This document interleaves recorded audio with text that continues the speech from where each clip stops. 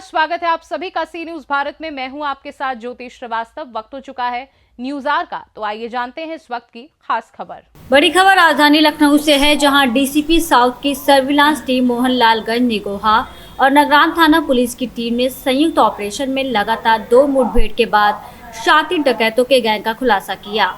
राजधानी में इन डकैतों की सक्रियता की भनक पुलिस को उसी समय लगी जब विगत 24 मार्च की रात मोहनलालगंज थाना क्षेत्र के भैदुआ गांव में गंगा राम के घर डाका डालने डकैत छत पर चढ़े थे। इस दौरान अचानक एक डकैत तमंचे से फायर कर दिया और उसे गोली लग गई थी। फायर होने के बाद सभी डकैत घायल साथी को खेत में घसीटते हुए भाग गए। इस संबंध में गंगाराम ने स्थानीय थाने पर मुकदमा पंजीकृत कराया था। इस घटना के बाद मुखबिर द्वारा पुलिस को सूचना भी मिली थी कि डकैतों का गिरोह क्षेत्र में सक्रिय है। इसके बाद डीसीपी साउथ निपुण अग्रवाल ने पुलिस की 4 टीमों का गठन कर डकैतों की गिरफ्तारी के लिए जाल बिछा दिया था।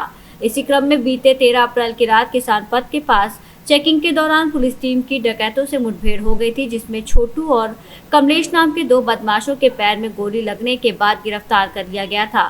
दोनों बदमाशों से पूछताछ में सामने आया कि इनका एक संगठित गिरोह है और 24 मार्च की रात डाका डालने के उद्देश्य से ये लोग गंगाराम के छत पर चढ़े थे, लेकिन 315 बोर का तमंचा फायर हो जाने से घायल साथी को लेकर ये लोग भाग गए। इस दौरान उसकी मौत हो जाने पर लोगों ने पुलिस को गुमराह करने के लिए उसके शव को रेलवे ट्रैक पर डाल दिया था, जो कि ट्रेन से कट गया। वही बता दें, इस मामले में पोस्टमार्टम रिपोर्ट में गोली लगने की पुष्टि होने के बाद पुलिस टीम के कान खड़े हो गए थे और ये पक्का हो गया था कि क्षेत्र में डकैतों का गिरोह सक्रिय है। 13 अप्रैल की रात मुठभेड़ के ठीक दूसरे दिन 14 अप्रैल की रात निगोहा नगराम रोड पर बदमाशों की पुलिस से मुठभेड़ हो गई। इस मुठभेड़ में भी गोली लगने से घायल 2 बदमाशों और गिरफ्तार करते उनके अन्य साथियों को भी गिरफ्तार किया गया। पुलिस ने गिरोह के कुल 7 सदस्यों को गिरफ्तार किया है, जिनके कब्जे से लाखों की ज्वेलरी, 3 बाइक, 4 315 बोर के तमंचे, 3 जिंदा कारतूस और 4 खोखे लोहे की नुकीली छड़ को, आधार कार्ड और 2 पैन कार्ड बरामद किए गए हैं। पकड़े गए सभी बदमाशों का लंबा आपराधिक इतिहास सामने आया है। लखनऊ, सीतापुर, लखीमपुर सहित अन्य कई जनपदों में इस गिरोह ने चोरी डकैती की वारदात को अंजाम दिया था। ये गिरोह बावरिया गिरोह की तर्ज पर अपराध करता था। वहीं चोरी डकैती करने के पहले वो अपने कपड़े आसपास खेतों में छुपा देते थे और शरीर पर तेल लगाकर सिर्फ लुंगी पहनकर वारदात को अंजाम देते थे। आइए देखते हैं इस गिरोह का खुलासा करते हुए डीसीपी साउथ निपुण अग्रवाल ने क्या कुछ कहा। देखिए हमारे संवाददाता उमेश विश्वकर्मा की लखनऊ से ये खास रिपोर्ट। एक घर में डकैती का प्रयास करा गया। इसमें तत्कालीन पुलिस मौके पे पहुंचती है और इसमें वहां पे कुछ ब्लड स्पॉट्स पुलिस को मिलते हैं। इसमें हमने अभियोग पंजीकृत कर लिया था और इसके सफल अनावरण हेतु हमने टीम गठित कर दी थी। इसी विवेचना के क्रम में हम लोगों को इस एक अंतर जनपदीय चोरी और डकैती के बड़े गैंग के बारे में पता लगा था, जिसमें हमारी टीम लगातार काम कर रही थी। तो परसों 13 तारीख को देर रात्रि इस गैंग के 2 मुख्य सदस्य छोटू और कमलेश की मुठभेड़ के बाद इनकी गिरफ्तारी कर ली गई थी। इन्होंने पूछताछ में इस घटना को डकैती का अटेम्प्ट करना, कारित करना बताया था। साथ ही साथ इन्होंने गैंग के अन्य सदस्यों के बारे में बताया, जिसमें कि कल देर रात्रि इस गैंग के अन्य 2 मेंबर, जिनका नाम झब्बू और बाबूराम था, उनको भी घटना मुठभेड़ के बाद गिरफ्तार कर लिया गया एवं बाकी जो 2 वहां पे बाइक पे जो 2 लोग भाग गए थे, उनके बीच हमारी टीम लगी हुई थी। देर रात्रि कॉम्बिंग के बाद उनको भी गिरफ्तार करा गया, जिनका नाम शिबू और अभिलाख है। इनके ऊपर भी लगभग 18-19 मुकदमे हैं।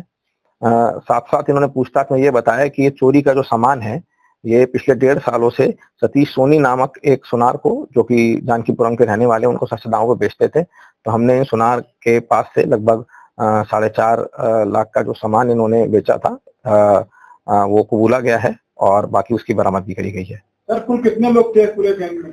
देखिए, इस गैंग में 6 लोग का हमने गिरफ्तारी करी है और एक गैंग का जो मेंबर है बुचई, ये अभी फिलहाल फरार है। जल्दी इसकी गिरफ्तारी की जाएगी।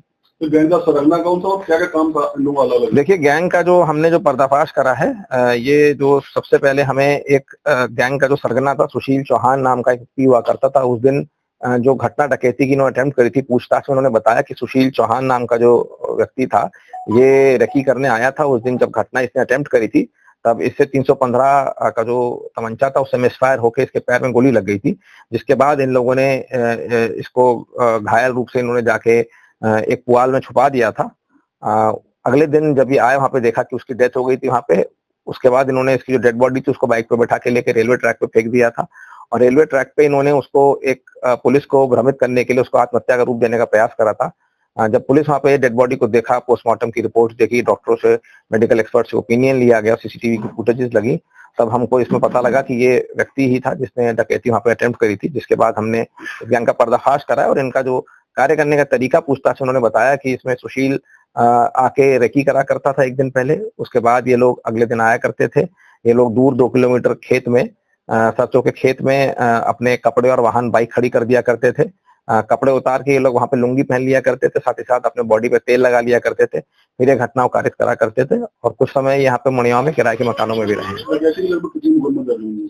देखिए, इनके ऊपर डकैती के कई मुकदमे पंजीकृत हैं और इनके ऊपर गैंगस्टर भी पंजीकृत है। इन्होंने अपना जो कार्य क्षेत्र बताया वो सीतापुर में, रायबरेली में, सुल्तानपुर में, बहराइच में, लखनऊ में, इन्होंने कई जनपदों में डकैती और चोरियां की घटनाएं करी है। तो बड़े गैंग का एक खुलासा हुआ है पुलिस टीम के लिए।